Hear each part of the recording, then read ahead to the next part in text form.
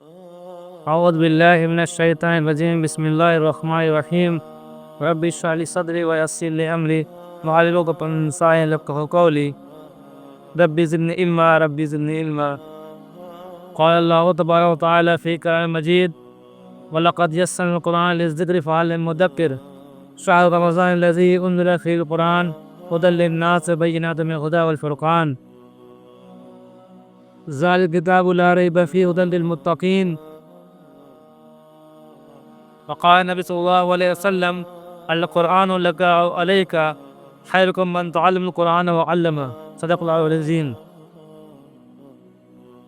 عزیز ساتھیو، ناظرین، آج کا میرا موضوع ہے قرآن کی عظمت، رمضان کا مہینہ اور قرآن۔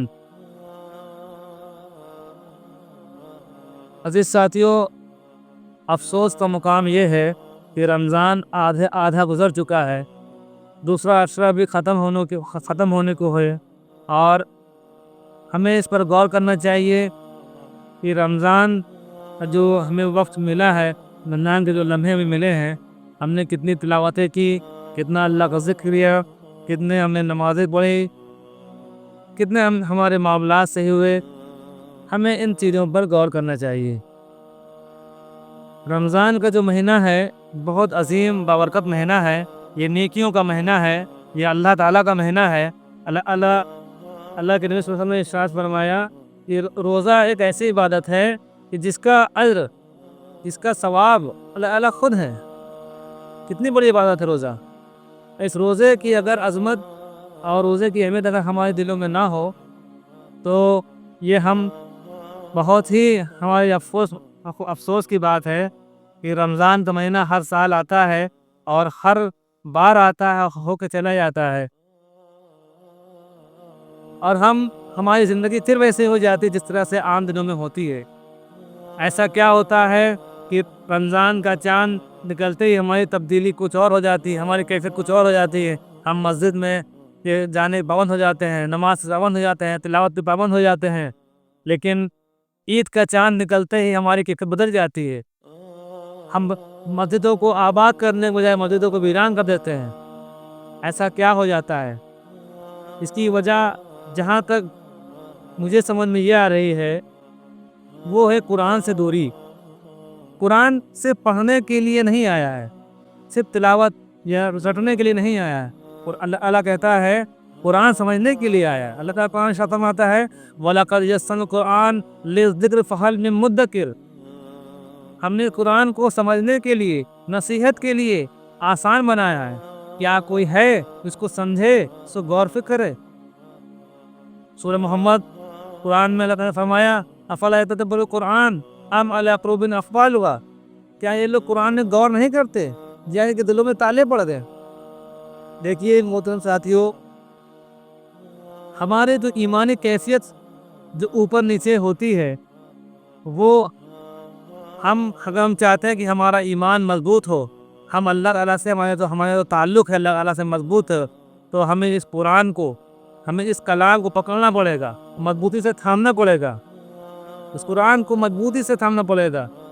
اور جب تک اس قرآن کو سمجھیں گے نہیں، اس میں غور فکر نہیں کریں گے اور اس میں تدبر نہیں کریں گے، ہماری کیفیت نہیں بدلنے والی۔ رمضان آئے گا، چلا جائے گا، لیکن ہماری کیفیت پھر ویسی ہو جائے گی۔ صرف ہم صبح صادق سے بھوکے ہوں گے، شام کو افطار کر لیں گے، بس اتنا رہے گا۔ لیکن اس روزے کی جو کیفیت ہے، روزے کا جو مقصد ہے تقوی حاصل نہیں ہو پائے گا۔ تقوی کیا ہے؟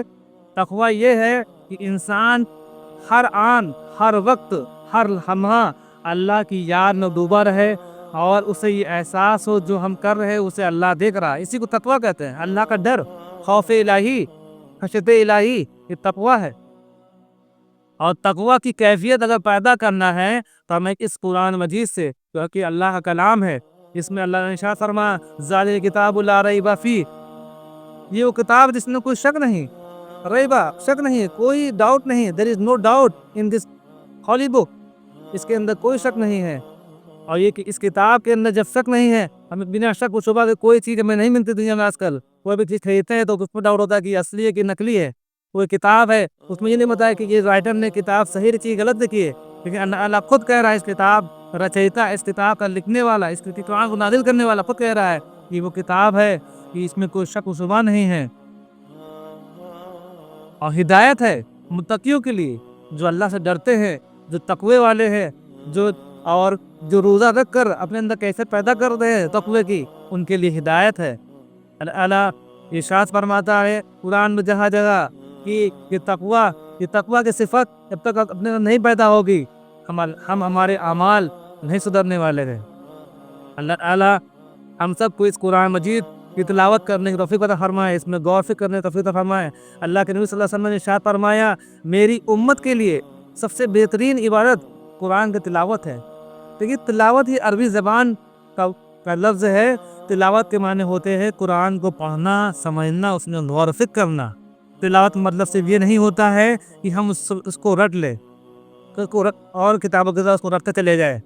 تلاوت کا مطلب یہ ہوتا ہے کہ ہم اس کتاب کو سمجھیں، اس کے حرف اور حرف میں غور کریں، اللہ تعالیٰ کی کبریائی کو سمجھیں، اللہ تعالیٰ کی بدانی کو سمجھیں، اللہ تعالیٰ نے جو چیزیں ہمارے لیے بیان کی اس کو ہم سمجھیں کھول کر۔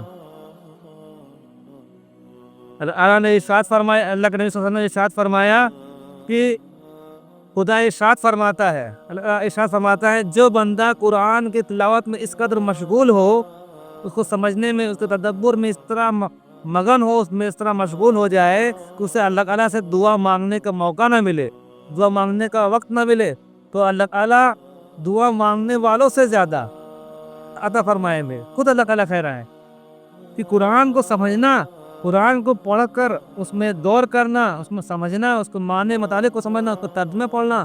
دیکھیے آج سے کئی سال پہلے اگر یہ کہا جائے کہ قرآن کو سمجھنا بہت مشکل تھا تو یہ ہم مان سکتے ہیں، کیونکہ اس وقت اس دور میں اگر یہ کوئی کہے کہ مجھے قرآن سمجھنا نہیں آتا ہے یا میں قرآن کیسے سمجھوں، تو اس کا سیدھا سا جواب ہے کہ ہر اس دور میں ہر ذرائع موجود ہیں، یوٹیوب ہیں، علماء کرام ہیں، مفتیان کرام ہیں، اور تمام تفاسیریں موجود ہیں۔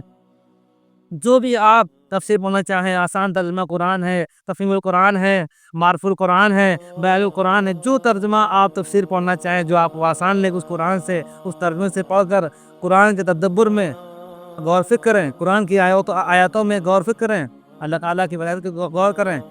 دیکھیے اللہ تعالیٰ نے ہمیں بہت سارے ذرائع عطا کیے ہیں ہدایت حاصل کرنے کے لیے۔ یہ تو اللہ کے دیکھیے دو ذریعہ ہے جس سے انسان ہدایت پا سکتا ہے، ایک کتاب اللہ اور اللہ کے نبی صلی اللہ علیہ وسلم سنت۔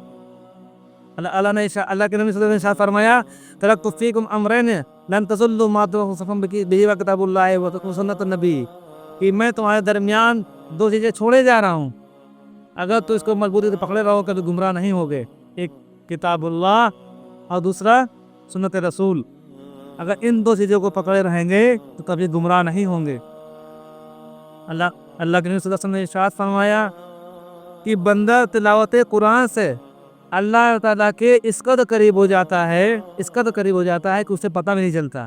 کہ جب انسان قرآن کی تلاوت کرتا ہے، قرآن میں غور فکر کرتا ہے، تو وہ اللہ تعالیٰ کے بہت قریب ہو جاتا ہے، اور قرب الہی مقصود ہے۔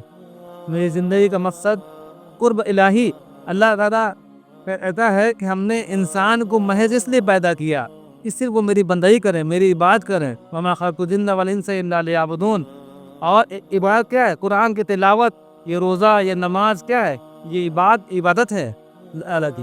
آپ تلاوت کرتے ہیں تو اللہ کی گویا کہ اللہ کی عبادت کر رہے ہیں، اور اللہ اس قرآن کی عظمت کو ہمارے دلوں میں اتار دے۔ یہ جو رمضان کا مہینہ ہے، اس کی جو اتنی عظمت ہے، اس کے بارے میں اتنے جو فضائل بیان ہو رہے ہیں، اس مہینے کی عظمت صرف اور صرف قرآن کی وجہ سے ہے، کیونکہ اس مہینے کے اندر اللہ کا کلام نازل ہوا۔ لہٰذا ہمیں اس قرآن کو سمجھنا چاہیے۔ جس طرح سے ہم تلاوت پڑھتے ہیں، قرآن ختم کرتے ہیں تو قرآن ختم کرتے ہیں، اسی طرح سے ہمیں یہ ماحول بنانا چاہیے اپنے رمضان مبارک کے مہینے میں، کہ ہمیں کم سے کم ایک قرآن تو نہیں، کم سے کم آدھا پارہ، ایک پارہ، دو پارہ، یا کچھ صورتوں کا ہی ہمیں ترجمہ و تفاسیر پڑھ کر ہمیں اس میں غور فکر کرنا چاہیے۔ یہ ہمارے لیے رمضان کا یہ بہت بڑا انعام ہو سکتا ہے، اور یہ اس رمضان میں اگر اس پہ ہم عمل کر لیتے ہیں تو یہ ہمارے لیے بہت بڑا اللہ کا یہ احسان ہو سکتا ہے، اور اس رمضان سے بہت بھرپور فائدہ اٹھا سکتے ہیں۔ اللہ ہم سب کو اس قرآن کو سمجھنے کی توفیق عطا فرمائے۔ وآخر دعوانا الحمد للہ رب العالمین۔